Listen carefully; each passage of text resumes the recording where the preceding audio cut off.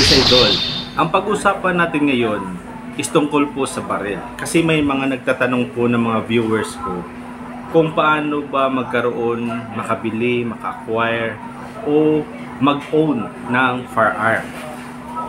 So guys idol, hindi po madali yan. Noong una, may firearms license ka lang is pwede ka na magkaroon, mag-own ng baril. But ngayon sa bagong batas, which is the Republic Act 10591, otherwise known as Comprehensive Firearms and Ammunition Regulation Act, sinasabi dito na may mga requirements na dapat mong kunin before ka mag-acquire, makabili, or mag-own ng firearms.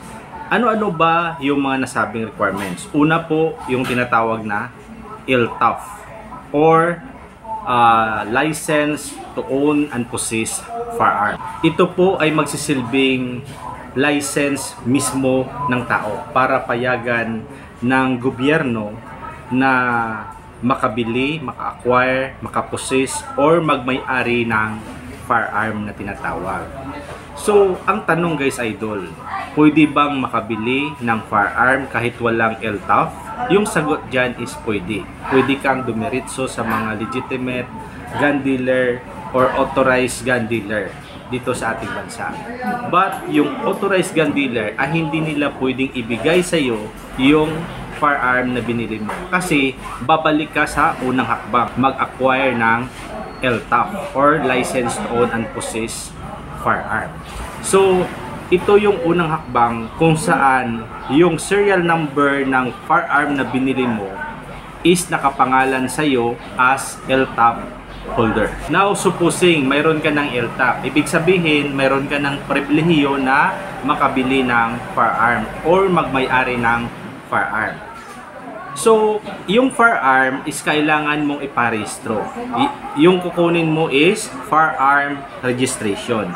Ito yung magsasabi na yung firearm na yan is nakapangalan sa iyo as LTAF holder.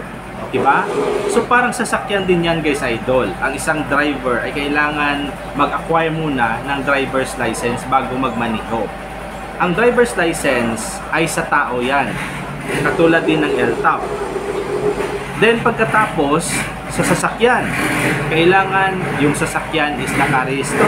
So vehicle registration. Katulad din ng firearm registration. Now guys idol, dito po tayo. Supposing mayroon ka ng LTAF, meaning you are a LTAF holder. Then yung baril mo is nakapangalan sa iyo yung serial number. Ibig sabihin, mayroon ka ng firearm registration sa baril. Ang tanong, pwede mo bang ilabas yung baril mo mula sa iyong bahay patungo sa lugar kung saan ka pupunta? Let's say sa shooting range dahil mag-practice ka ng shooting. Ang sagot dyan is hindi po basta-basta. Kasi may mga requirements na dapat mong kunin before mo ilabas ang iyong baril mula sa iyong bahay. Pag-usapan natin dito yung dalawang permits na tinatawag. Unahin natin yung PTT or Permit to Transport. Ang Permit to Transport, ito yung permit kung saan pinapayagan ang isang gun owner na ilabas ang kanyang baril mula sa kanyang bahay patungo sa isang destination. So from point A to point B. Let's say, gusto niyang mag-practice sa shooting range. So naka-indicate doon sa PTT yung destination mula sa kanyang bahay papunta sa shooting range at pabalik sa kanyang bahay. Yan yung sinasabi ng PTT. Now, yung PTT is mayroon lamang short validity. Ilang araw lang yung visa ng PTT.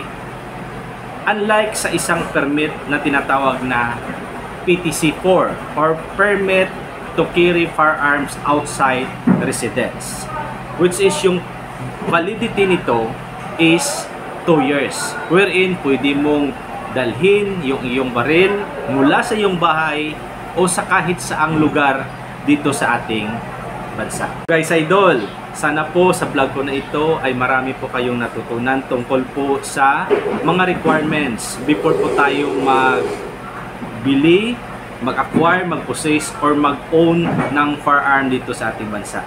So guys, idol, hanggang sa muli, marami pong salamat!